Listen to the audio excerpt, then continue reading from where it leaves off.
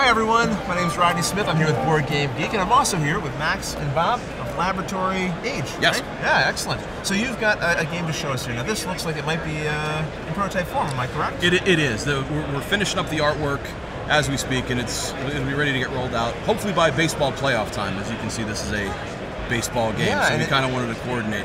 Is this going to be a Kickstarter release then? Or You'll have to stay tuned to Laboratory H. They have two different types of games, yes, like a fringe lab and a main lab, so we're still working through that, but if it is on Kickstarter, it'll be on by World Series time. Well, all right. Well, let's remove one of the mysteries. Tell us a little bit about this game, maybe. Okay. So you are the owner of a professional baseball team, and the theme is about the 1910s, so that era of baseball. Right. And you are overseeing the entirety of your organization. You have to build a team of players, yes, a farm system, a scouting department, a front office, and you want to try to build up your stadium as best you can. And all that's being represented here on your player board here in front of you? Okay. Yes. Gotcha. And it's a victory point game, so you can go out and win the World Series, right, and lose the game. Okay. Because you need to be doing everything well. Is that the idea? You want to do everything well, but you can't. It's one of those things. Yeah. So over the course of a year, there are a number of phases. You have a spring training phase where you'll draw some cards. I'll just show you an example of what they might look like. Look, yeah. So you have some choices here. You can upgrade your team, you can call players up, you can make trades, you can sign new prospects, or you can get more fans. Any one of those will be good options for you, but you can only do one. You got multiple options, but each card can give you slightly better or worse maybe in some of the categories. Okay. And the number of cards you get in each phase is based on the number of the amount of strength you have in your front office, farm system, or so like that. If you've invested in this, then your spring training is going to be better. Yes. Potentially compared to somebody else. Exactly. All right. Okay. Exactly. When the spring training phase is over, we're going to calculate how strong our team is. If you'll notice on your board, we have little home plate icons. Yeah, right here. Every home plate icon associates with the quality of your team.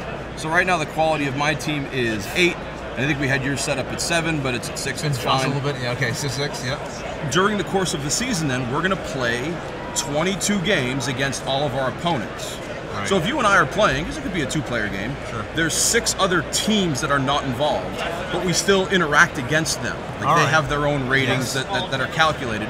But if you and I are going to play against each other, we would have a hand of cards, regular season cards. Yes. And we would adjust. So for example, this might say I lose a regular and add a star.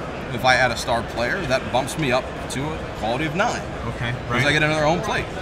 And all we do is compare our strength. If your strength is 7 and my strength is 8, I'm stronger. Yep. And down here in our record section, you see the difference is 1.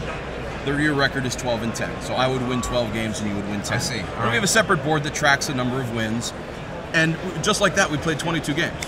Okay. So it's pretty instant. It's quicker than it sounds. Yes. Really. Yeah. So we go through and the beauty is the others, if there are 8 players playing the game, they all do the same thing, do the cards, and in a blink, everybody's ready to do the next set of series. Right. So you're not obviously playing through in any meticulous way all these games. It's being represented in an abstract way. Correct. Correct. Okay. So once you get through all of the 154 games that you're going to play, we'll see who's in first place, who might win the pennant. And there's a really quick World Series phase. You compare your team with their team, and you might win and score points. But if you just make it to the World Series, you score points as well. Interesting. All right. After that, we have our financial phase where you get money, but then you have to pay. So you don't money. have to win the pennant. You got to afford all this stuff that you've invested in. Right? Everybody gets paid because everybody has sold tickets and things like that. They have fans. Right. So you have to pay for your people. So obviously, the more stars you have, the more money you have to pay, and it gets really expensive if you have a really, really strong team. But once we get taken care of that, you can start focusing on your stadium. We do that in the Hot Stove League. Okay, and this area here is your board. Correct, yeah. And with some of these cards, you get different actions in your stadium that allow you to build and invest. And so, once you've done that, is there like another round? Or That's 1 year. It's 1 year. And then if you want to play 3 years, 5 years, it's up to the table. Okay. Obviously, 5 years is going to take a little longer than 3. Sure. But the game will change as you get into it based on how well you build your stadium. So you have levels of different types of buildings. We have bleacher buildings, concessions, your field itself, and your press box. Okay. And as you go down into levels, you get more powers that you can unlock, right. more strength. So each of us have a little stack Correct. of these, right? The stadiums are exactly the same for everybody. Interesting. So how long the game takes to play is just going to be based on the players sit down. Are we doing a 3-year thing? Are we doing a 5-year thing? Or what have you? It is a card-driven game, and my experience with card-driven games is that there might be the one person who sits there and stares for 20 minutes, and you kind of have to kick them. But it's generally it's a pretty quick game. 8 players who play the game, 2.5 hours. Okay, and this is called Lords of Baseball. Lords of Baseball. I'll have to keep an eye out there to see how and when it's going to be released, but this is in development now. Definitely, you can find us on Board Game Geek. We have presence there. We're on Facebook and. Perfect. So you can look for announcements there. But I really appreciate you guys coming by, Max and Bob. This is Bob's creation, believe it. I did a lot of the talking, but it's him. Well, thank you, Bob. Thank you, Max. Appreciate that. And all of you, until the next episode, thanks for watching.